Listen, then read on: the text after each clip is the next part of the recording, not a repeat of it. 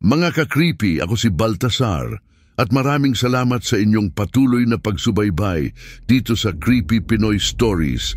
Huwag kalimutang pindutin ang like at subscribe button para lagi kayong una sa mga nakakakilabot at orihinal na kwentong Tagalog na hatid ko sa inyo sa bawat upload.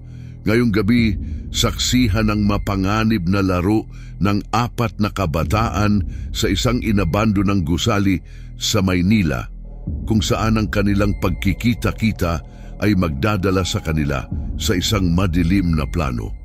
Ngunit sa bawat hakbang palapit sa kanilang balak, isang serye ng mga pagkakamali ang maglalantad sa kanila sa isang nakakagimbal na katotohanan na magbabago sa kanilang tadhana magpakailanman. Sa isang maaliwalas na hapon, ang 4 na magkakaibigan na sina Nathan, Alexa, Marco at Rafi ay nagtipon sa isang inabandonang gusali sa puso ng Maynila.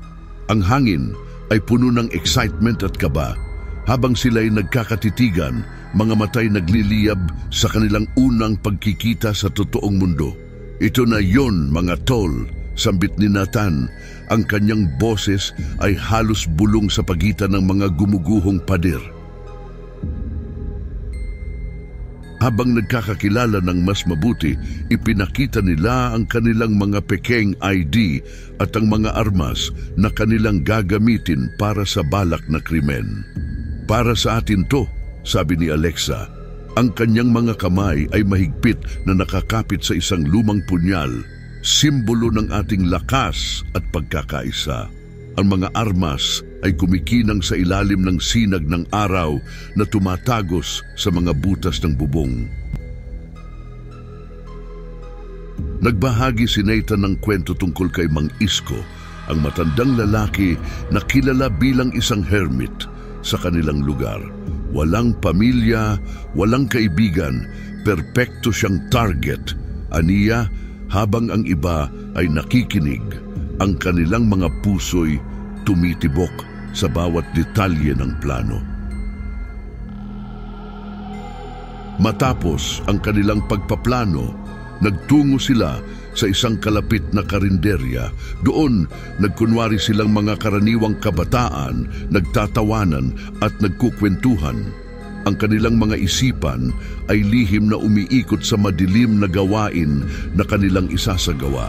Ngunit sa likod ng bawat ngiti ay isang nakatagong pagkabalisa, isang tanong kung hanggang saan sila dadalhin ng kanilang balak. Sa ilalim ng mapusyaw na liwanag ng buwan, sina Nathan at Alexa ay nagtago sa likod ng mga puno.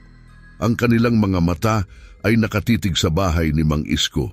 Ang bahay ay tila isang lumang larawan ng pag-iisa, napapalibutan ng mga halamang ligaw na animoy bantay sa mga lihim na itinatago ng mga dingding nito. Mukhang walang buhay, bulong ni Alexa. Ang kanyang hininga ay bumubuo ng usok sa malamig na hangin. Sinundan nila ang mga yapak ni Mang Isko patungo sa tindahan ni Aling Mirna. Ang kanilang mga mata ay hindi inaalis sa matanda. Pinag-aaralan ng bawat kilos at gawi. Parang orasan ng galaw niya, predictable, komento ni Nathan, habang ang kanilang mga isip ay nagtatakda ng tamang oras para sa kanilang pag-atake. Sa kabilang dako, sina Marco at Rafi ay abala sa pagtatala ng mga posibleng ruta ng pagtakas. Naglatag sila ng mga palatandaan sa paligid ng bahay, mga bato at sanga na magiging gabay nila sa mabilis na pag-alis pagkatapos ng kanilang balak. Dapat walang sabit, sabi ni Rafi, habang ang kanyang mga daliri ay nag-aayos ng mga sanga sa lupa. Bago umalis sa kanilang pwesto, nag-usap-usap sila sa pamamagitan ng kanilang mga cellphone. Ang kanilang mga boses ay pabulong ngunit puno ng intensyon. Walang atrasan, sabi ni Marco, ang kanyang tinig ay nagpapahayag ng determinasyon. Ang bawat isa sa kanila ay may kakaibang pagkasabik, isang pagnanasa na hindi lamang magtagumpay kundi patunayan ang kanilang sarili sa madilim na mundong kanilang pinasok.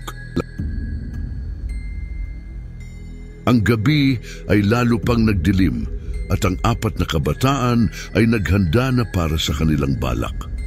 Ngunit sa kanilang hindi alam, ang kadiliman ay may sariling plano at ang kanilang tapang ay malapit ng subukin sa isang paraan na hindi nila inaasahan. Sa paglalakad nila sa madilim na landas na tanging liwanag lamang ng kanilang flashlight ang kanilang gabay, naramdaman nila ang lamig ng gabi at ang kilabot na dulot ng kanilang gagawin. Ang hangin ay tila bumubulong ng mga babala at ang bawat hakbang ay nagpapalakas ng kabog sa kanilang dibdib.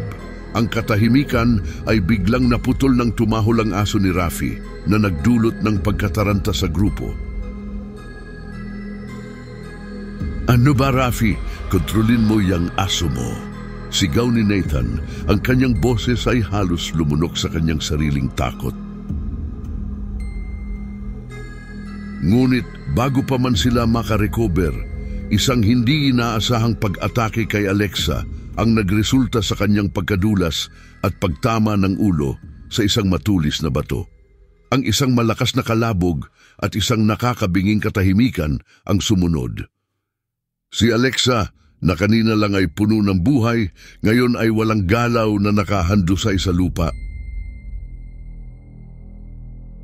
Si Nathan, na labis ang pagkabigla, ay nagtago sa likuran ng isang puno at doon tinawagan sina Marco at Rafi upang ipaalam ang nangyari kay Alexa. Na natumba si Alexa, hindi na siya gumagalaw. Ang kanyang boses ay nanginginig at puno ng takot.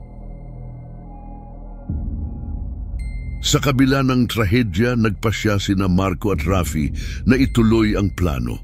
Aksidente lang yon, sambit ni Marco. Ang kanyang tinig ay matigas at walang bakas ng pagsisisi. Hindi natin pwedeng hayaang masayang ang lahat dahil lang dito. Ang pagkamatay ni Alexa ay tila isang masamang pangitain. Ngunit ang kadiliman ng gabi ay hindi patapos sa paghahatid ng lagim sa kanilang grupo. Habang maingat na hinahanap nila ang kinaroroonan ni Mang Isko, biglang nahulog si Marco sa isang nakatagong bitag na may matatalim na kawayan sa ilalim. Isang malakas na sigaw ang pumunit sa katahimikan ng gabi at agad kumitil sa kanyang buhay. Sa sobrang galit at pagkabigla, hindi napigilan ni Nathan na sisihin si Rafi sa lahat ng nangyari. "Ikaw ang may kasalanan dito, Rafi. Ikaw!" Ang kanyang mga salita ay puno ng akusasyon at hinanakit. Sa gitna ng dilim, pinaghahampas ni Nathan si Rafi gamit ang kanyang punyal. Ang bawat hampas ay puno ng puot at galit. Ang tunog ng punyal na tumatama sa laman at buto ay nakakabinging katahimikan sa gubat.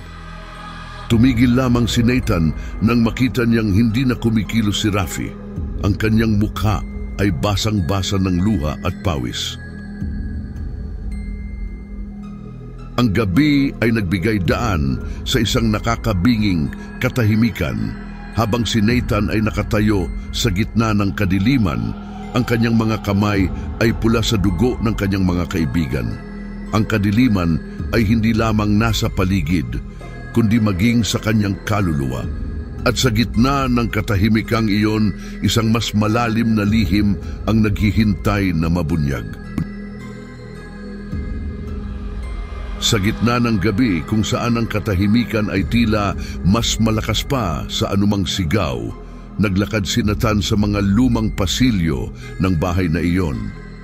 Ang mga dingding ay puno ng mga litratong kupas na at sa bawat hakbang niya, ang alikabok ay parang mga alaalang sumasayaw sa hangin. Doon niya natagpuan ang isang lumang album na naglalaman ng mga litrato ng isang pamilyang pamilyar sa kanya. Sa pagbuklat niya sa mga pahina, tumambad sa kanya ang mukha ng isang batang lalaki na kahawig niya ang kanyang sariling ama sa kanyang kabataan, at sa tabi nito isang matandang lalaki, ang matandang si Mang Isko, na ngayon niya lang napagtanto na kanyang lolo. Imposible! Ang bulong ni Nathan habang ang kanyang mga mata ay dahan-dahang lumaki sa pagkagulat. Ang mga lumang dyaryo at talaan ng mga taong nawawala na kanyang natagpuan sa isang sulok ay nagdagdag pa ng bigat sa kanyang dibdib. Ang bawat pangalan, bawat mukha ay isang kwento ng trahedya na umukit sa kasaysayan ng bahay na ito. Ang huling bakas ng mga taong ito sa bahay na ito, sa lupa na ito. Ang kanyang lolo, hindi isang simpleng matandang lalaki, kundi isang halimaw na nagkukubli sa anyo ng tao. Habang ang katotohanan ay unti-unting lumulukob sa kanyang isipan, ang kanyang mga kamay ay nanginginig na kinuha ang relo mula sa pulso ni Rafi. Ang oras ay tumigil na para sa kanya. "Patawad, kaibigan," bulong ni Nathan. Ang kanyang boses ay puno ng pait at determinasyon.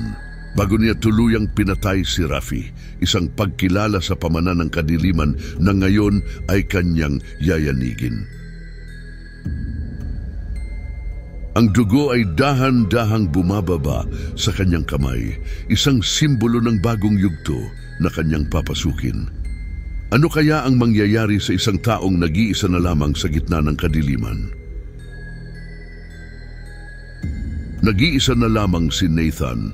Ang kanyang mga mata ay nakatitig sa kawalan habang nakaupo sa lumang upuan, nakaharap ang duguang katawan ni Rafi. Ang mga pangyayari ay parang isang masamang panaginip na ayaw magwakas. Ang kanyang isipan ay naglalakbay pabalik sa mga alaala ng kanilang pagkakaibigan, ngunit ngayon ang lahat ng ito ay napalitan na ng isang kakaibang pananabik. Ang pananabik na ipagpatuloy ang mga maitim na gawain na kanyang nasimulan. Ang kadiliman ay tila isang lumang kaibigan na bumubulong ng mga pangako ng kapangyarihan at pag-angkin. Sa huling tagpo, si Nathan ay naglalakad palayo sa bahay. Ang kanyang mga hakbang ay mabigat at puno ng determinasyon. Ang bawat yabag ay isang pangako sa sarili na harapin ang kadiliman at maging bagong bantay sa mga lihim ng kanyang angkan.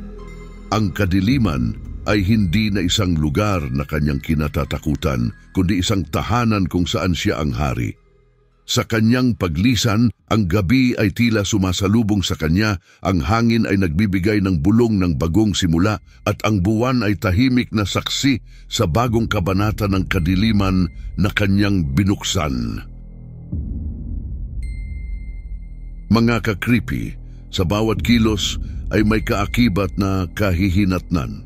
Ang dilim ay hindi lamang nasa paligid, kundi maaari ring manahan sa ating kalooban. Salamat sa pakikinig sa Creepy Pinoy Stories. Huwag kalimutang i-like at mag-subscribe para sa mas marami pang nakakakilabot na kwento.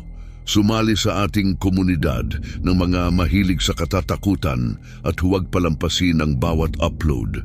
Hanggang sa muli mga ka-creepy, mag-ingat.